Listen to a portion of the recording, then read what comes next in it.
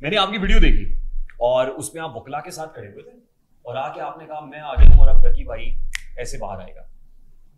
तो पहले तो मुझे लगा कि डॉन आ गया है और डॉन ने कदम रखा है और अब डॉन डकी भाई को छुड़ा के ले जाएगा।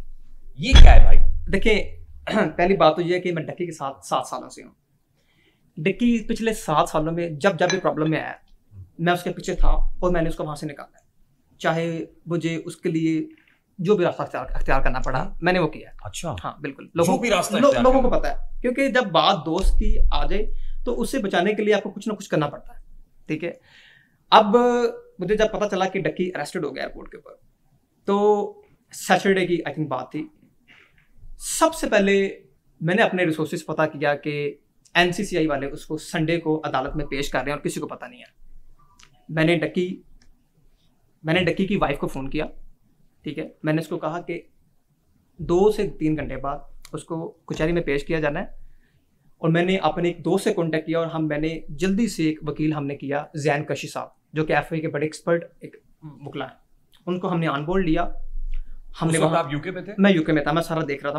मैं 2 दिन से मैं सोया नहीं था, पिछले बैक एंड 24 आवर में सोया नहीं था, मैं इसी काम पे लगा हुआ था। तो हमने वो किया, ऑन बोर्ड किया, हमने वहाँ भेजा वकील, डक्की की फैमिली को वहाँ भेजा, तो 2 दिन का रिमांड हो गया।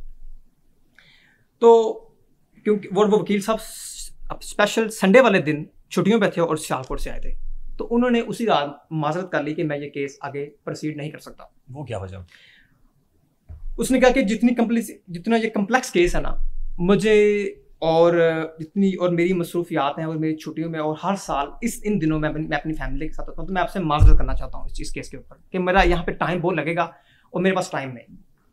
तो हमने दूसरा फिर मैंने वकील अरेंज किए, जो कि हमारे दूसरे वकील थे इंतज़ार पजोता साहब को हमने पीटीआई के। तो फिर डक्की की फैमिली से मैंने ऑन बोर्ड था उनके साथ में पूरा, तो उन्होंने कहा जी इनको हमने पेश नहीं करना, ये पीटीआई के वकील है।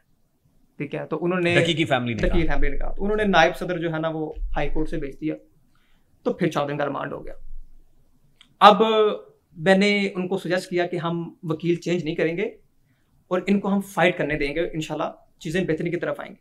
लेकिन उन्होंने कहा जी नहीं, हमने वकील, इन दौरान मेरा डक्की से कॉन्टैक्ट था, मेरा एक दोस्त वहाँ पे था, मैं इन कॉल से कॉन्टैक्ट में था, वहाँ एफआईए की कस्टडी में कॉन्टैक्ट में मेरी उससे बात हो रही थी। लेकिन डक्की का जो भाई था ना पीछे एक, वो थोड़ा सा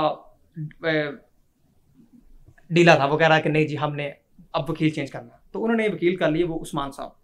तो जब उन्होंने उस्मान साहब कर लिए तो मैंने डक्की से बात की, मैंने कहा ये हमें वकील चेंज नहीं करना चाहिए। उसने कहा कि यार मुझे पहले भी उसने मोटरवे वाले केस में निकाला था, तो शायद मुझे वो जल्दी निकाल लेगा। तो जब वो तीसरे वकील साहब आए हैं उसके बाद फिर रिमांड पे इन चलता रहा। और फिर मैंने जब देखा कि ये रिमांड पे रिमांड चल रहा है तो मैंने 27 को मैं फ्लाई किया हूँ लंदन से और 28 अगस्त में पहुँचा हूँ अपना पाकिस्तान। मैं लाहौर एयरपोर्ट पर लैंड हुआ 28 अगस्त 1 बजे। मैंने क्योंकि मेरा सबसे कॉन्टैक्ट था, तो मैंने कहा कि 28 अगस्त मेरे साथ वकील जो इधर आए बैठे हुए हैं, मैंने कहा आज हमने जाना कचहरी और इंशाल्लाह ताला हमने हर हाल पे फाइट करने और उसको जुडिशल करवाना है। ये जो वकला की टीम बैठी हुई हाँ, मैंने कहा था हमने उनको जुडिशल करवाना है हर हाल पे इंशाल्लाह। ठीक है तो वो मैं ये उसी रोज वीडियो थी की वीडियो थी। हाँ, तो मैं वहाँ पे कचहरी से मैं हो जाता हूँ लेट, क्योंकि मुझे पता चलता है कि आज वो डक्की को फिर अली पेश कर रहे हैं 9 साढ़े 9 बजे। मेरा टाइम थोड़ा डिले हो जाता है। तो मेरा जो दोस्त था उसने मुझे एक बंदे से कनेक्ट करवाया जो कि डक्की को लेके जा रहा था वापस।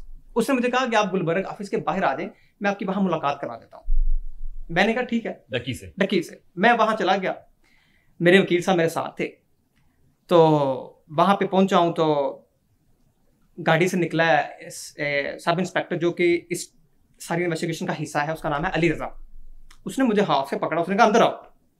मैंने कहा भाई मैं अंदर क्यों आऊँ? उसने कहा तुम अंदर आओ। और मुझे ज़बरदस्ती अनलॉफुल उसने मुझे डिटेन किया और मुझे वो अंदर ले गया। वो मुझे ले गया डीडी साहब के रूम में, डिप्टी डायरेक्टर के साहब को मुझे रूम में ले गया। वो वहाँ पे वही बंदा जिसने मुझे नोटिस इशू किया हुआ शोएब रियाज, इसी ने मुझे जनाब वहाँ पे मुझे कहा अपने कैसे हो, ठीक हो, तुम तो नहीं बैटिंग शैटिंग करते? मैंने कहा मैं नहीं करता। उसने कहा चलो अपने फ़ोन दो मुझे। मैंने अपने उसको दोनों फ़ोन दे दिए। एक फ़ोन में तो मेरे सोशल मीडिया था, उसने कहा इसमें तो कुछ नहीं, साइड पे रख दिया। दूसरा उसने पकड़ लिया। तो मैंने कहा कि ये क्यों मेरे फ़ोन चेक कर रहे हो? तो उसके पास कोई आंसर नहीं था। 5 मिनट गुजरे हैं तो मेरे वकील आ गए, तो उन्होंने कहा कि आप बाहर बैठो, मैं ज़रा चेक कर रहा हूँ फ़ोन। वो एक अनलॉफुल डिटेंशन थी और मेरे फ़ोन मुझसे चोरी किए गए एक किस्म के। उस वक्त नोटिस सर्व नहीं हुआ था? मुझे कुछ भी नहीं था मेरे खिलाफ, कोई इंक्वायरी कुछ भी नहीं था मेरे ऊपर। अच्छा। ठीक है। उसने सबसे पहला मुझसे सवाल पूछा कि ये रसीद किस चीज़ की है। मैंने इसको कहा ये पोस्ट ऑफिस की रसीद है यूके में। ठीक है, जब आप एक पार्सल को एक जगह से दूसरी जगह भेजते हैं ना, तो आपको पोस्ट ऑफिस रसीद प्रिंट करता है, जिससे आपको पाकिस्तान में देता है TCS। ठीक है, रसीद देता है। उसने कहा अच्छा ठीक है। उसने कहा तुम लोगों को आईफोन को देते हो? मैंने कहा ये किस तरह का सवाल है? मैंने कहा मैं लोगों को आईफोन देता हूँ, मेरी मर्जी। क्या काम करते हो? मैंने कहा मैं यूके में मेरा काम है। ओके। इतने में 10 मिनट गुजरे हैं तो डिप्टी डायरेक्टर साहब आते हैं, चेयर पे बैठते हैं और कहते हैं कि तुम्हारा कॉल सेंटर किधर है? मैं उसको कहता हूँ कि सर कौन सा कॉल सेंटर? कहता अच्छा तुम इस तरह नहीं बताओगे। मैंने कहा सर मेरा कोई कॉल सेंटर नहीं है पाकिस्तान में। तो वो कहता है कि अच्छा सानू पूछना होता है। मैंने कहा ठीक है, कोई मसला नहीं। तो उसके बाद मेरे वकील साहब आए हैं, उन्होंने कहा कि आपने इसके फ़ोन किस बिना पे डिटेन किए हुए हैं? ठीक है। तो उसने जनाब साइड पर रख दी, शुएब रियाज ने।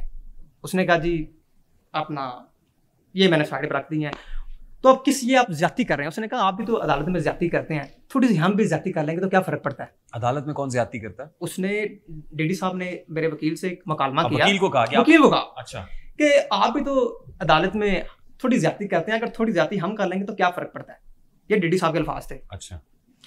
एट क्लोजिंग उन्होंने कहा कि तुम जाओ, और वकील साहब को बाहर निकाला और एक पेपर पे मेरे दोनों फ़ोन्स के IMEI नंबर लिख के नीचे मेरे साइन ले लिए। मुझे कहा कि हम कल तुम्हें फ़ोन वापस कर देंगे। ठीक, कल तुम्हें फ़ोन वापस कर देंगे। और जाने से पहले डीडी साहब ने कहा कि यार ये लोग जो है ना, मैं तो समझता था कि बड़े क्रेडिबल लोग होंगे, लेकिन कोई नहीं है ये। मैंने उस डीडी साहब से रिक्वेस्ट की, आपके बारे में कहा? मेरे बारे में कहा। मैंने डीडी साहब से रिक्वेस्ट की कि सर एक मेरा फ़ोन वापस कर दें, सोशल मीडिया वाला जिसमें है ही कुछ नहीं, मुझे वापस कर दें। एक मेरा फ़ोन डिटेन कर लें, जो कि इलीगल आप कर लें, मसला नहीं। ठीक। उसने कहा कि यार नहीं, मैंने दोनों रखने हैं। जब मैंने दूसरी रिक्वेस्ट की तो उसने मुझे ये अल्फाज कहे कि यार ये लोग जो है ना, मैं तो समझता था बड़े क्रेडिबल हैं कि ये वो वहीं मेरी समझ में आता है ये लोग यानी जाहली हैं। तो मैंने उसको मुंह पे कहा कि सर आप मेरी इंसल्ट कर रहे हैं, ये बात कह के। इतने में वकील अंदर आ गए, मैं वहाँ से निकल गया और बाद में मेरे फ़ोन जो थे उनके पास रह गए और मैंने वकील साहब बाहर हम आ गए, मैंने वहाँ पे एक वीडियो डाली कि मैं डकी के लिए आया हूँ। तो उससे अगले दिन जो है मेरे वकील साहब एज उनके जो कमेंट्स थे कि हम सुबह फ़ोन वापस करेंगे, मेरे वकील साहब वहाँ गए हैं। तो उनकी मुलाकात हुई है एडिशनल डायरेक्टर सरफराज साहब से। उसने कहा, उसने सीधे अल्फाज उससे, देखें एडिशनल डायरेक्टर साहब एक सीनियर हमारे ऑफिसर हैं, मैं उनकी इज्जत करता हूँ। जो नैरेटिव उन्होंने लिया है towards super betting apps, gambling, इस हद तक मैं उनको सपोर्ट करता हूँ कि ये एक अच्छा उनका मोमेंटम है इस तरफ। लेकिन 2-3 लोगों को, 4 लोगों को टारगेट करना और बाकी लोगों को छोड़ देना, ये मैं आपसे पूछता हूँ कि ये फेयर नहीं है। नहीं, किन सिलेक्टिव एहतसाब बिल्कुल नहीं होना चाहिए। हाँ, देखिए सिलेक्टिव बिल्कुल नहीं होना चाहिए, अक्रॉस द बोर्ड होना चाहिए। मैं इसमें आपको सपोर्ट करता हूँ, बिल्कुल ठीक कह रहे हैं।